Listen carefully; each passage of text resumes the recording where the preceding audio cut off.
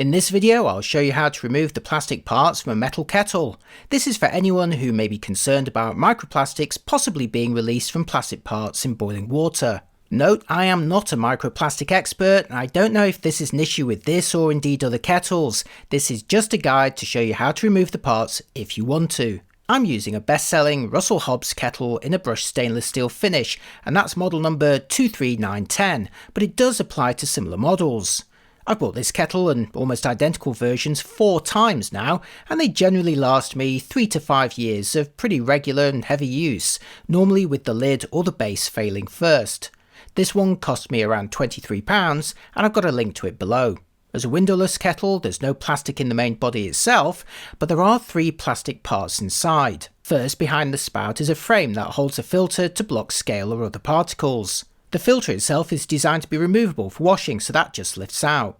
This in turn is held in place by a plastic frame that can easily be unclipped from the body of the kettle. Now if you're using water that's already been filtered, or you've got a nice clean soft supply, then you may not need this part. I live in a hard water area though, and I use a BWT filter jug that works pretty well, and I've also linked to that below.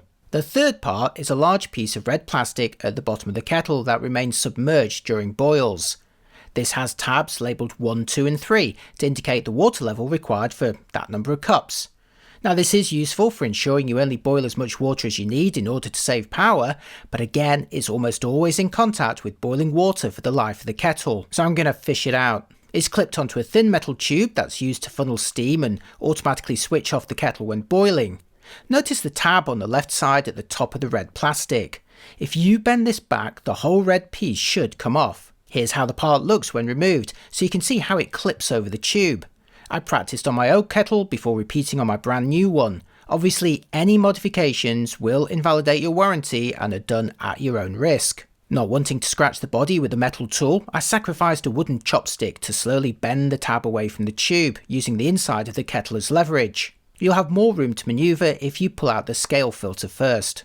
Now if the kettle is brand new, I'd also recommend boiling some water in it first before then pouring it all out and letting it cool down, as the tab will become a little more pliable. Do be careful if you do this though.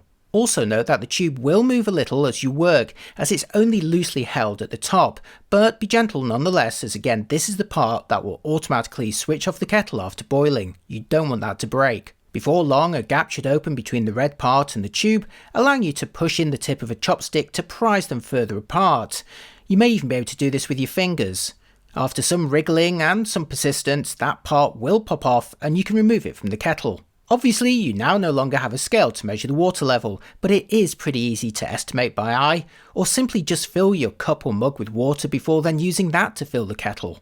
Did it make a difference? Well, I can tell you that plastic smell after the first boil, that's typical of a new kettle, completely went away on my second boil onwards after that red part had been removed. I don't miss it. Let me know in the comments if you're concerned by microplastics and if you've already removed parts from your kettle, or if you have any other tips for reducing potential risks. And if this is your first time on the channel, thanks for dropping by. I mostly review cafes and coffee shops around the world here, so if you have time, I'd love it if you could take a browse around. Thanks for watching, and I'll see you next time. Bye bye.